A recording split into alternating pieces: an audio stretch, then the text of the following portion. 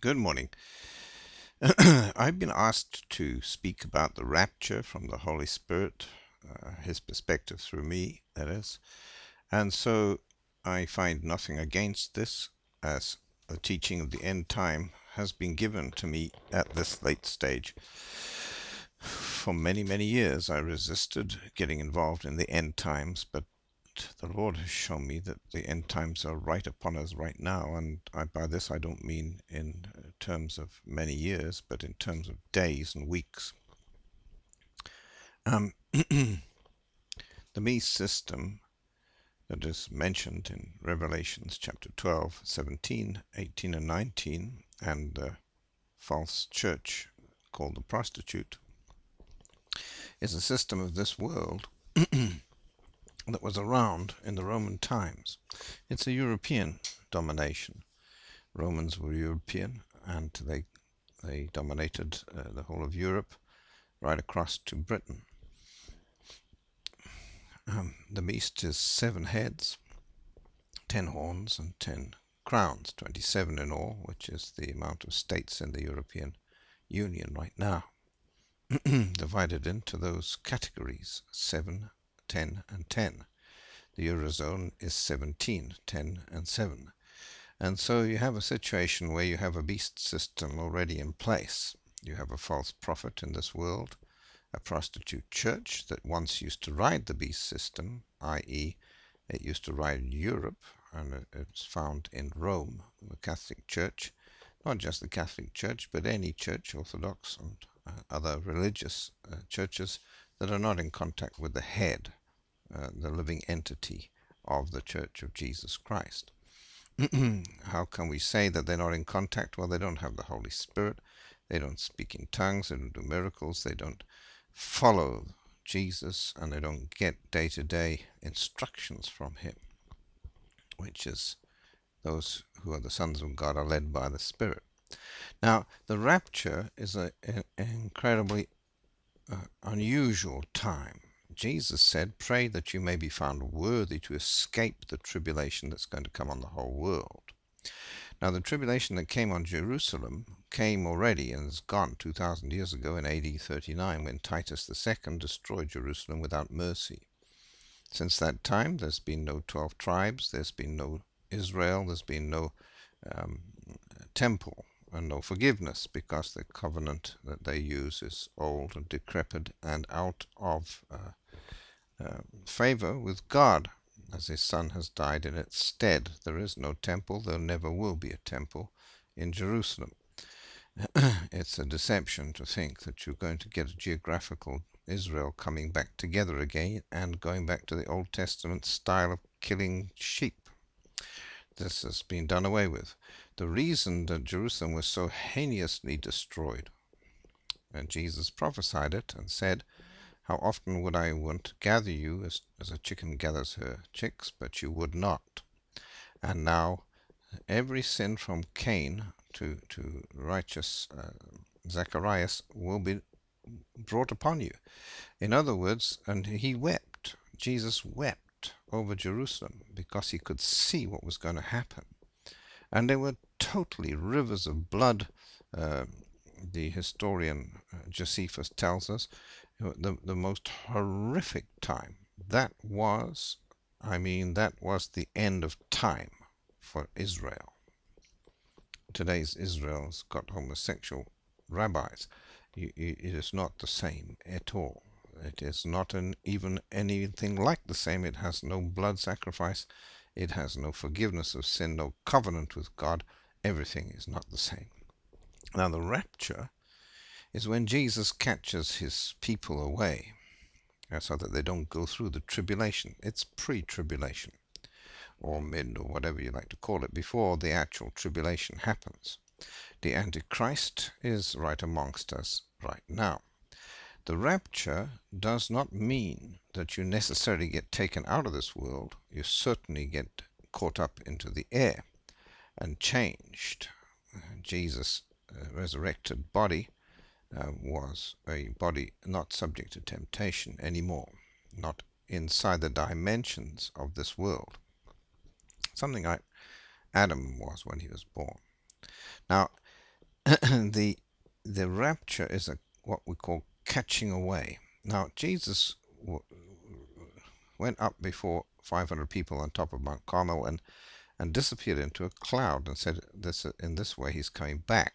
Now the presence of Jesus is going to capture his people and to avoid or escape the great tribulation. He said that pray that you may be found worthy to escape.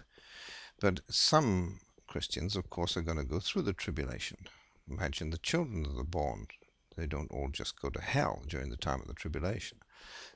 Some of those will be believers, and God knows who are his.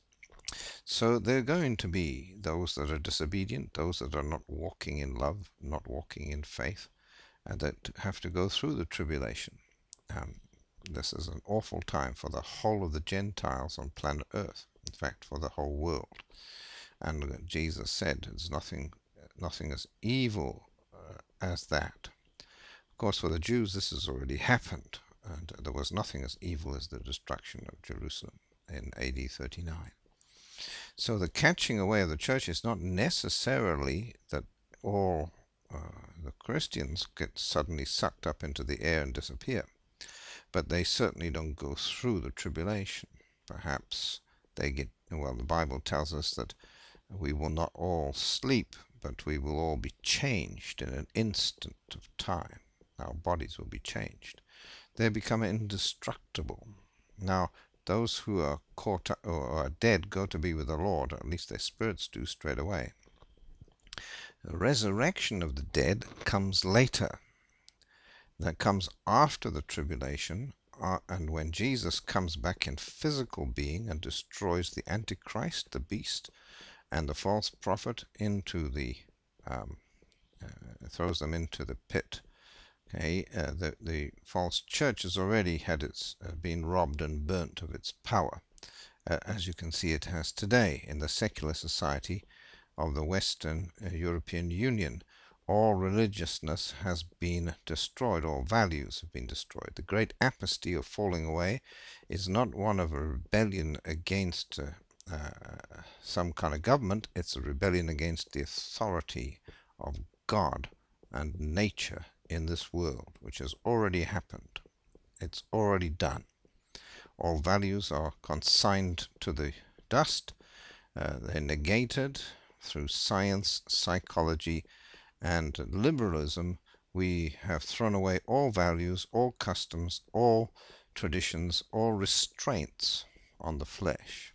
It just now needs an ignition of the flesh to burn up and flare up, and the whole world will go into chaos. And it just needs a trigger, a catalyst to make that happen. The Antichrist comes as the man of peace. There is a man of peace amongst us already. This man of peace is the world leader. That man who's already won the Nobel Prize is a man of peace. But halfway through his 7-year office, he's going to change from man of peace to man of war. Well, let's put it this way, he will not be able to stop it or stop himself. It's a secular society, not a religious society, that brings this to pass. The secular society is one where all customs, all traditions are thrown away. Like we can see right now, is found in Europe. All restraints. Of course, we've thrown the baby out with the bathwater. There were some bad things in religiousness, very bad things. That was also evil. But there were some family values, traditional values, look to your elders, all those kind of values that were God-made, and that man around the world found them to be correct, one way or another. In society, the elders or leaders proclaimed when you could get married. Like, no point in marrying a 11-year-old girl. She doesn't know what she's doing. Okay, you have to at least be compos mentis when you choose to marry somebody. And so there were rules brought in every society. Rules that after thousands of years were found to work. Rules of God that have now been thrown away. These rules, like homosexuality, has now become legalized because we think somehow that we're more clever than all or previous generations. Okay, and that is a big no-no and a very big alarm bell.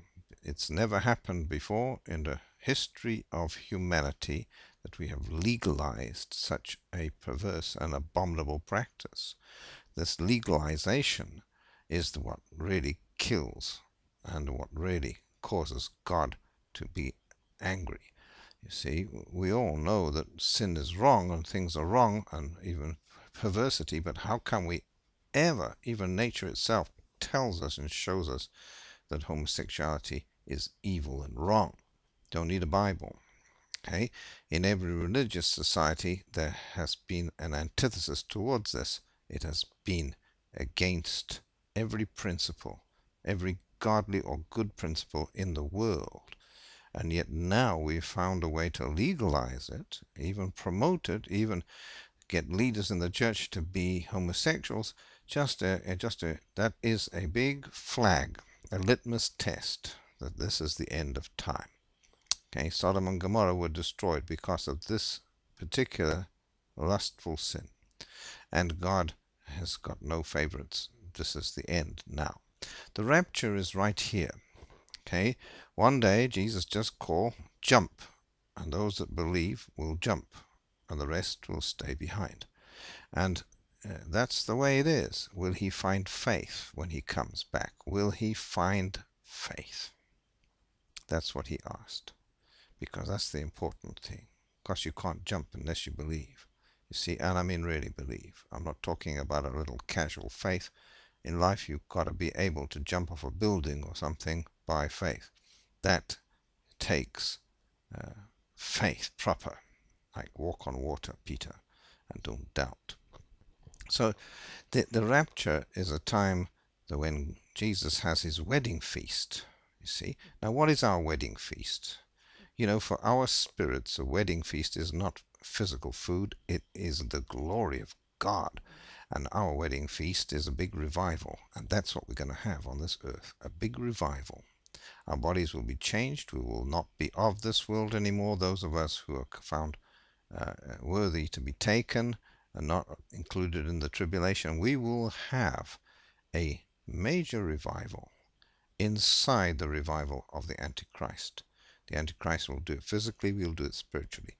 The Antichrist will do politically, we will do it spiritually. Our kingdom is not of this world yet.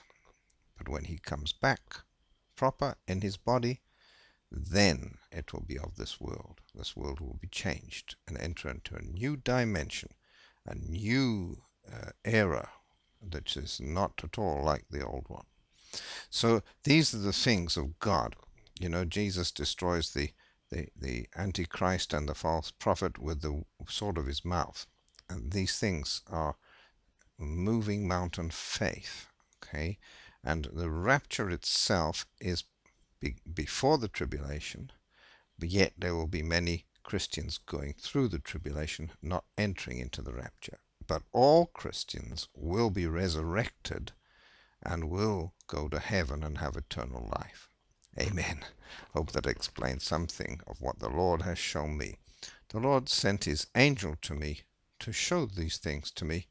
I do not do this out of my own head. I just really don't like the book of Revelations. God bless you all.